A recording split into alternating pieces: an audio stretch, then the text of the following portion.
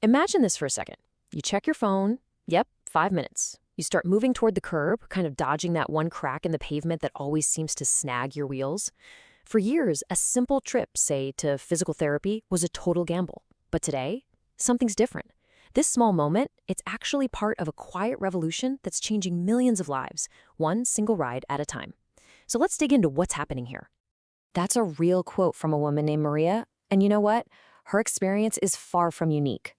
That feeling of just not knowing, of your whole day being held hostage by a ride that might not even come, well, that was the reality for so many. It's a story of anxiety and really a loss of independence that way too many people have had to face. So, okay, let's unpack this. Just how big is this problem really? And what does it actually mean to be left waiting for a ride that might never show up? Well, it's so common that it has an official name: transportation disadvantaged. And get this, a national report found something pretty shocking. Even 35 years after the Americans with Disabilities Act, that legal promise of inclusion, it just hadn't translated into a reliable ride for a lot of people. Folks were, and in many places still are, literally stuck at home. I mean, just look at the difference here. You can really see the two different worlds. On one side, you've got the old way, calling days ahead of time, crossing your fingers, just hoping and waiting. It's a whole system built on uncertainty. And on the other side, the on-demand way, tapping a button on an app, tracking your ride in real time. The shift here is everything. It's going from passive hope to active control over your own life. But here's the good news. That old way, it's starting to change. A revolution is arriving, literally, city by city, and you can watch it happen right on the map. And look, this isn't some pie-in-the-sky idea for the future. It's happening right now. You can see the momentum just building and building. Back in 2020, Jersey City kicks things off and sets this powerful example. Fast forward to 2024, and you have entire states like Connecticut and cities like Sugar Land, Texas, putting millions of dollars into rolling out these on-demand wheelchair-accessible services. The trend is real, and believe me, it is picking up speed. And the impact? It's huge. Just take a look at this data from Jersey City. It's pretty incredible. After 2 million rides, 80% of them served people of color, and 60% reached low-income residents. This gets to an absolutely crucial point.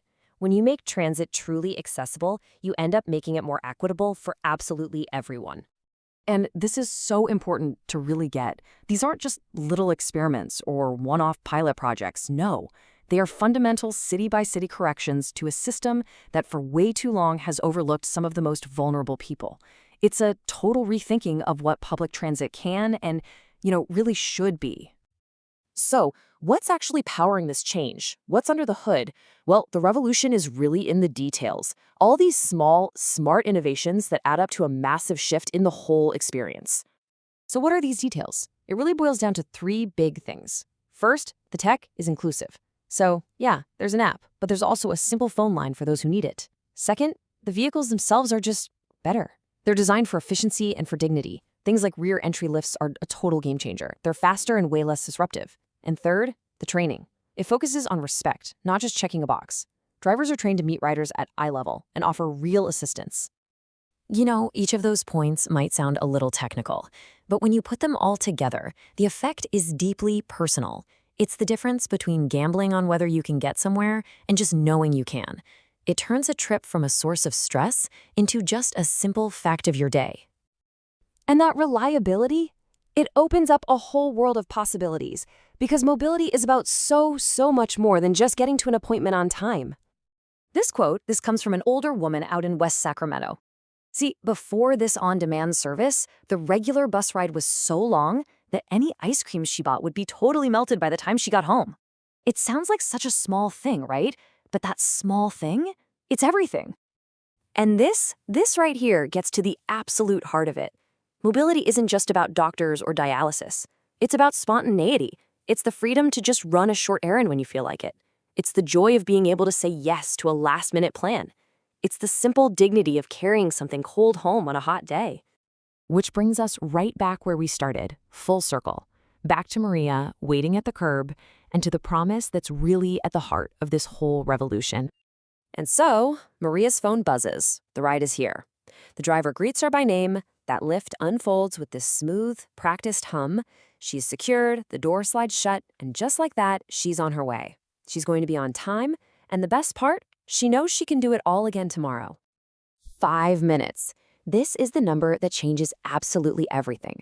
It's a promise of mobility that's actually kept, not someday, not in 3 days, but in 5 minutes or less. It represents a completely new standard of freedom and reliability.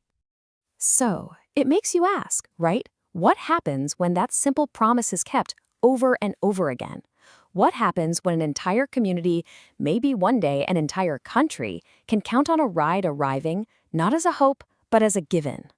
Well, that is the quiet revolution unfolding all around us, right now,